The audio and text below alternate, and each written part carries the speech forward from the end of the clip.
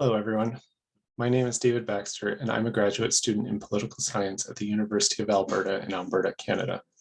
My research focuses on the large body of grey literature around gambling and gambling problems, including document analysis, as well as interviews with gambling researchers who produce grey literature. I'm interested in the areas where there's friction between academic culture and grey literature practices, and how we might address these in Next Generation Grey. I see this friction arising in two major forms. Firstly, for academics contributing to grey literature, that work is less recognized in their academic evaluation and career progression. And secondly, for grey research itself, it's presumed to be of lower quality than academic literature and is thus often excluded from consideration rather than being read in context. The theme of grey literature being unrewarded was common in my interviews with gambling researchers. One researcher based in the UK said, quote, "I don't think it helps having that kind of hierarchy of publications because you want good people to be doing the grey literature work. You want people who are enthusiastic and driven and motivated, and you don't want them to be doing it only for money. It would be nice if they were academically rewarded for that," end quote. A second researcher based in New Zealand who produces peer-reviewed grey reports plainly said, "I've probably advanced slower in my career than I would have if I'd been a traditional academic just publishing in journals." At this time, I'd like to thank everyone who completed the GreyNet community survey for this panel. My first agree/disagree statement on this survey was, incentives for academics to participate in research published as grey literature must be improved. Of 39 respondents, 24 strongly agreed, 7 agreed, and only 2 disagreed or strongly disagreed.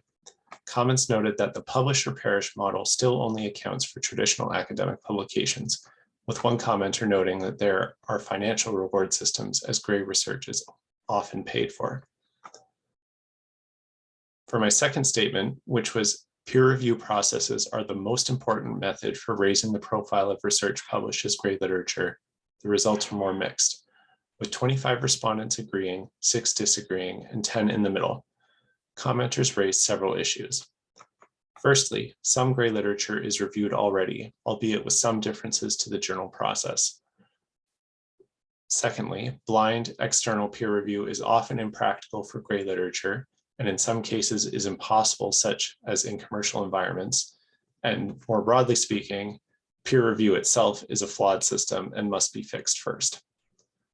Other commenters noted that nevertheless, review is important to test the quality of grey literature, and a clear statement of the review process is important. In my interviews, gambling researchers saw a range of quality in their grey review methods. One with experience peer reviewing for grey research expressed frustration that some of his review comments were not properly addressed in the final publication, while others found that their grey report work was reviewed and scrutinized much more rigorously than any journal review process, making it their highest quality work. In summary, my interviews together with the GreyNet community survey have shown me that yes, we do need to improve the career incentives for academics who do the important policy relevant research published as grey literature. But making grey literature mimic the journal peer review process is not the way to do this. Editorial processes for grey literature, peer reviewed or otherwise, are already in place and most are of sufficient quality. However, I don't consider this a very profound realization, as sufficient quality is part of the current Prague definition of grey literature. For Next Generation Grey, the ability to confidently search for and find grey literature will only grow in importance for the wicked problems we face today.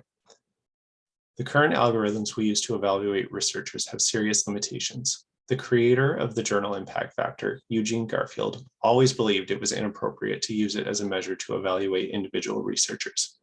These limitations will be recognized, and academics' work in channels beyond the academic journal will be recognized. Policy-relevant research, done as a public good and published openly as grey literature, will be respected as part of a researcher's academic service.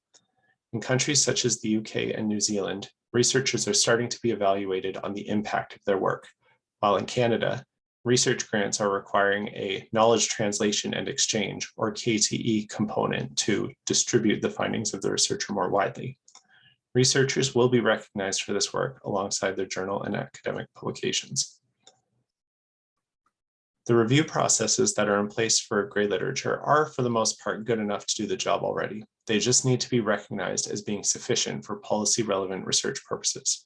Change in perception of the standard of evidence is coming as the impact focus of academic evaluation emerges. Gray literature is not merely beneficial to science and society, it is necessary for science and society, and its value will be recognized. Thank you.